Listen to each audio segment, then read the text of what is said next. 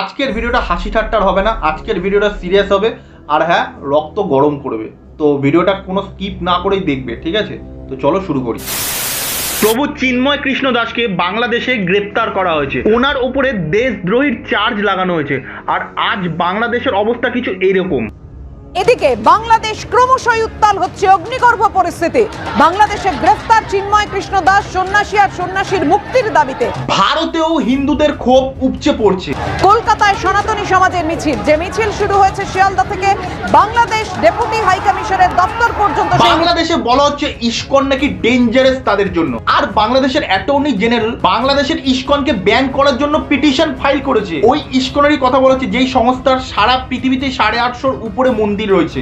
তাছাড়াও অক্ষয় পাত্র প্রকল্পের আন্ডারে প্রতিদিন 20 লাখের বেশি বাচ্চাদের এরা ফ্রিতে খাওয়ায়। শুধু খাওয়ায় না, পড়ায়ও। তাদের মধ্যে বাংলাদেশও পড়ে। শুধু তাই না, যখনই বাংলাদেশ কোনো বিপদে পড়েছে, যেমন বন্যা হোক বা কোনো আর্থিক টানাটানি ব্যাপার, যখনই বাংলাদেশ পড়েছে তখনই ইসকন এগিয়ে এসছে।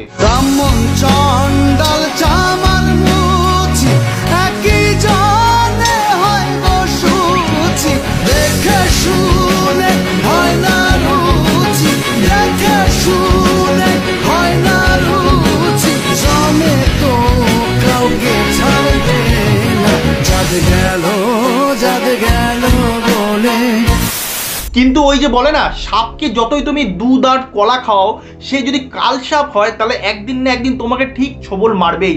আর বাংলাদেশ ঠিক তাই করলো, ছোবল মারলো। কিন্তু আমি দূরবীন দিয়ে অনেক খুঁজলাম, কিন্তু আমি তাদের খুঁজে পেলাম না যারা একটা সময় লিখেছিল অল আইস অন রাফা।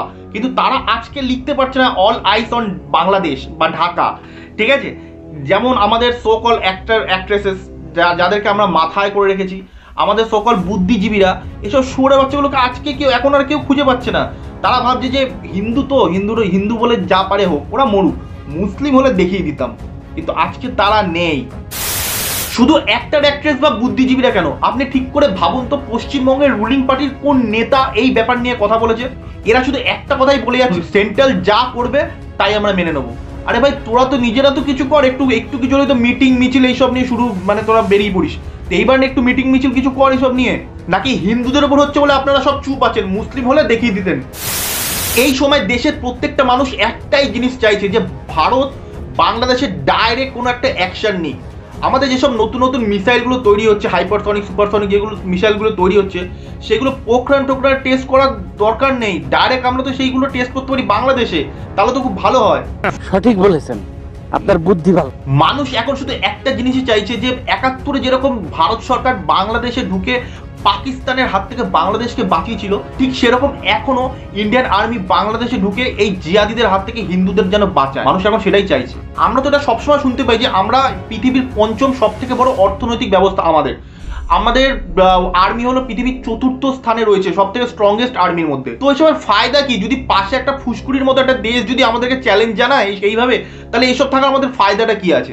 কি দোষ ছিল চিন্ময় কৃষ্ণ দাসের যে তাকে এইভাবে আটক করা হলো? সে তো বাংলাদেশে হিন্দুদের উপর হওয়ার যে হিংসা হচ্ছে তার বিরুদ্ধে আওয়াজ তুলেছিল। সে কেউ না কেউ তো কাউ তুলতেই হবে, কারণ হিন্দুরা এমনি চুপচাপ থাকে।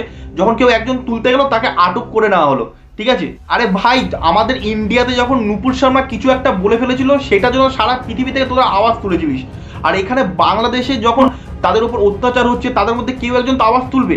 যেই আওয়াজ তুলতে গেল, তোরা এইরকম শুরু করে দিলি। ওনার ওপর এই আরোপ লাগানো হয়েছে যে 25 অক্টোবরের র্যালিতে বাংলাদেশের ফ্ল্যাগের ওপরে সনাতনের ফ্ল্যাগ লাগানো হয়েছে। এই আরোপে ওনাকে গ্রেপ্তার করা হয়েছে। তাহলে এইগুলোকে কি করা উচিত ভাই? এখানে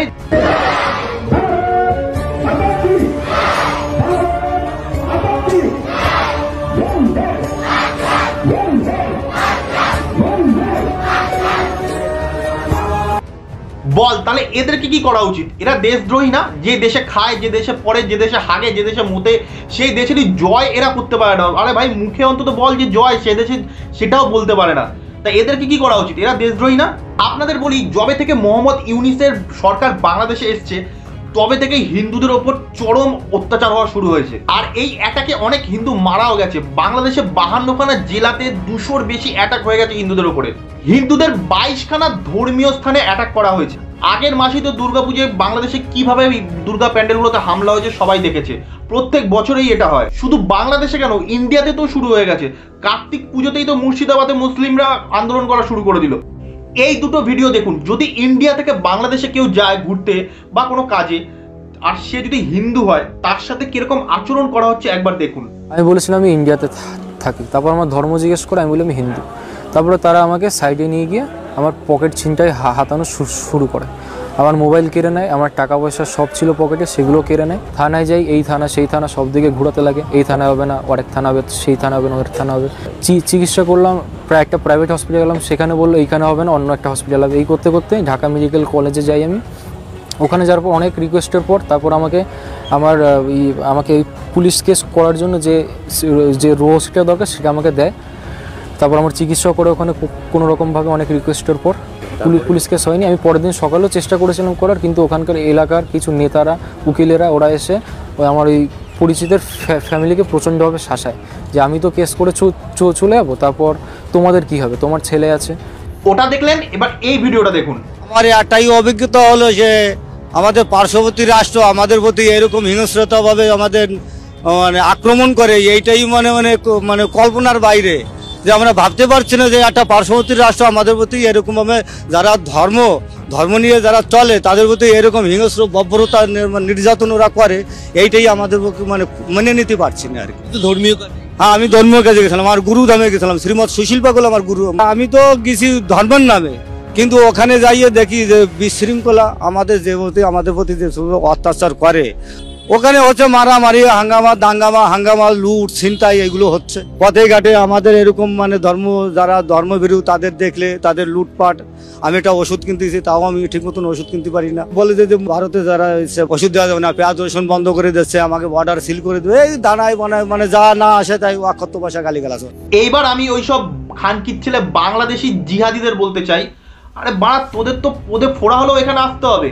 তোরা যখন আসবি না, তোদের তখন গাঁট ফাটানো হবে, ঠিক আছে? এইবার আমি বাংলাদেশি হিন্দুদের বলতে চাই, ভাই তোমরা কত দিন মার খাবে আর? হ্যাঁ, তোমরা কি ভাবছো যে এখান থেকে বাঁচাতে গেলে তখন তোমরা বাঁচবে, তোমরা তাছাড়া বাঁচবে না, তাই তো? তোমাদের নিজেরাই বাঁচাতে হবে, ঠিক আছে? তোমাদের নিজেদের মাথা তুলে দাঁড়াতে হবে। তোমাদের যদি কেউ কাটে তাহলে তোমাদের উল্টে কাটতে হবে তাদের, বোঝা গেল? যতদিন না নিজেরা নিজেদের বাঁচাতে পারছো না, ততদিন তোমাদের কেউ বাঁচাতে পারবে না। শীত ঘুম থেকে ওঠো, কুম্ভকর্ণের ঘুম থেকে ওঠো, আর নিজেরাই নিজেদেরকে বাঁচাও, ঠিক আছে? তারপরে তো তোমাদের পাশে সবাই দাঁড়াবে। এখন যদি তুমি দেখো তোমার বাড়ির কোনো মহিলাকে শ্লীলতাহানি করা হচ্ছে, তা তুমি কি তাকে ছেড়ে দেবে? নিশ্চয়ই ছাড়বে না। তখন তুমি নিজের হাতে অস্ত্র তুলবে। ঠিক সেরকমই তোমাদের হাতে অস্ত্র তুলতে হবে, তারপরে তোমরা বাঁচবে।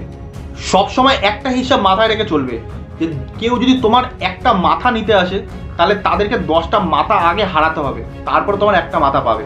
তো সেই হিসাব রেখেই চলো। তো ভিডিওটা এখানে শেষ করলাম। যদি ভিডিওটা ভালো লাগে তাহলে লাইক, কমেন্ট, শেয়ার, সাবস্ক্রাইব সব করে দেবে।